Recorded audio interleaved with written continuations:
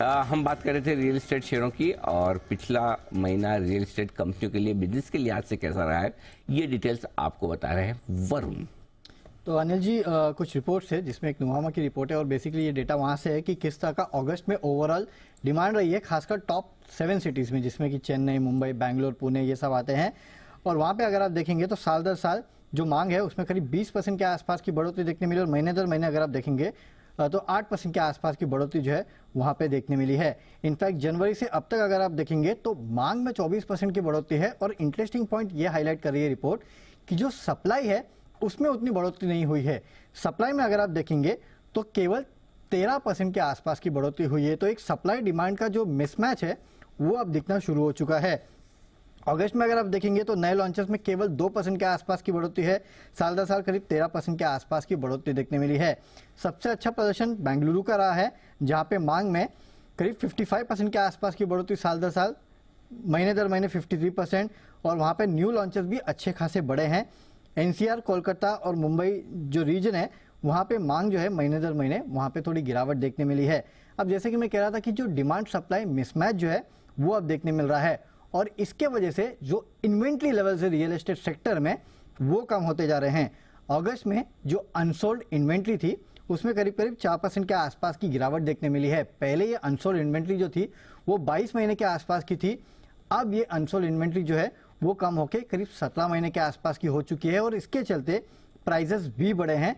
करीब 5 से 28% के आसपास के प्राइस हाइक जो है वो अगस्त के महीने में देखने मिले। खासकर बेंगलुरु और एनसीआर में जो है सबसे ज़्यादा प्राइस हाइक देखने मिले हैं, followed by Pune, Hyderabad and Chennai. तो इस सेक्टर पे नजर रखेगा। इन्वेंट्री कम होते जा रही है, सप्लाई कम हो रही है, डिमांड बढ़ते जा रही है, तो शायद आपको यहाँ से और थोड़ा बहुत अपवर्ड मूवमेंट जो है प्राइस में देखने मिलेगा। वो तो वक्त बताएगा, लेकिन अगस्त का महीना कम से कम अच्छा रहा है और इन्वेंट्री कम हो रही है, याद रखिएगा इस बात को। क्या बात है, गजब। तो ये एक्शन बड़ा होता दिख रहा है जहां पर साफ तौर पर आप ये बता रहे हैं कि डिमांड बढ़ रही है, इन्वेंट्री कम हो रही है, प्राइसेस मजबूत हो रही है। रियल एस्टेट सेक्टर पर राय लेते हैं एक बार जैन साहब से। जैन साहब बताएं। बिल्कुल, देखिए रियल एस्टेट सेक्टर तो इनफैक्ट जब से बॉम्बे में जो स्टैम्प ड्यूटी वाली न्यूज आई थी और उसके बाद से एक तरीके से बॉटमिंग आउट हुआ और हर शहर में वो तेजी फैल गई है। आप सारे एसेट क्लासेस की रीप्राइसिंग भी हुई है, वो भी एक रीजन है। और रियल एस्टेट में बढ़ने का रीजन होता है कि कई बार जब आपके बिल्डिंग मटेरियल्स की प्राइस भी बढ़ती है, वो भी एक रीजन होता है। पुराने इन्वेंट्रीज में वो कॉस्ट बढ़ जाता है, तो इसलिए धीरे धीरे मतलब डिमांड भी बढ़ती है। सो ओवरऑल मुझे ऐसा लगता है कि होम लोन्स की रेट्स नीचे आएंगी तो और बढ़िया होगा, बट एससीबी रेट्स पे अगर और काम हो रहा है और प्लस क्योंकि रियल एस्टेट में आगे लोगों को तेजी दिखती है, ये बात सही है। मैं अगर जयपुर की बात करूं, बैंगलोर, बॉम्बे, ये सब जगह माहौल अच्छा बना हुआ है। सो ओवरऑल जिन्होंने रियल एस्टेट स्टॉक्स में निवेश किया हुआ है तो बहुत कॉशियसली करें। मैं क्योंकि मैं रियल एस्टेट स्टॉक्स के बारे में बहुत ज्यादा बुलिश नहीं रहता हूं। मैं चुन चुन के, अगर बैंगलोर की बात करें तो मुझे शोभा रियल्टी और प्रेस्टीज अच्छे लगते हैं। अगर आप बॉम्बे की बात करें तो ओबेरॉय रियल्टी और इवन एक दो कंपनियां अच्छी लगती है। महिंद्रा लाइफ स्पेसेस अच्छी लगती है। डीएलएफ अभी अच्छा परफॉर्म कर रहा है, हमारे पैनल में भी और आपसे सबने राय दी है, डीएलएफ ने अच्छा परफॉर्म भी किया है। So overall real estate stocks में एक चीज को साथ में लेके चले कि लिवरेज बैलेंस शीट्स होती हैं तो थोड़ा कॉशियस भी रहना पड़ता है। मार्केट्स करेक्ट करते हैं तो लिवरेज वाले बैलेंस शीट्स वाले करेक्ट भी करते हैं।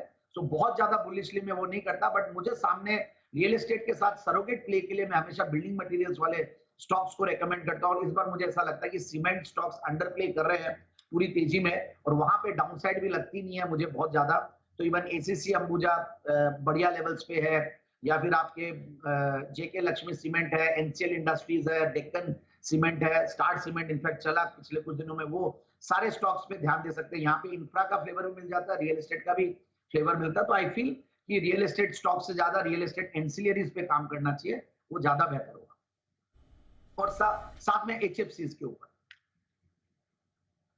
तो ये है आपके लिए रियल एस्टेट और उससे जुड़े सेक्टर्स जहां पर आपको रखनी है नजर।